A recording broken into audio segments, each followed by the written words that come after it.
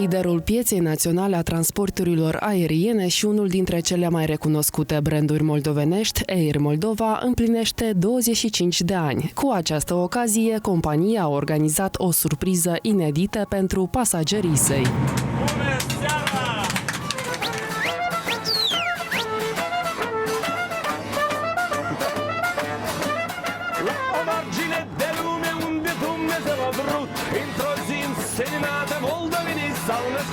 A fost un pic ciudat și vocea nu cântă așa, ca la pământ, la sol.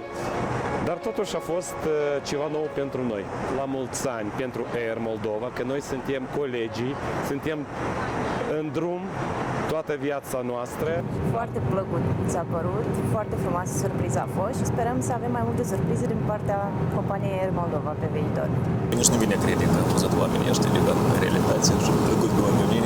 În prezent, Air Moldova operează cu succes zboruri spre 30 de destinații, anual transportând peste 1 milion de pasageri. Companiei revine circa 50% din fluxul aerian de pasageri înregistrat pe piața moldovenească.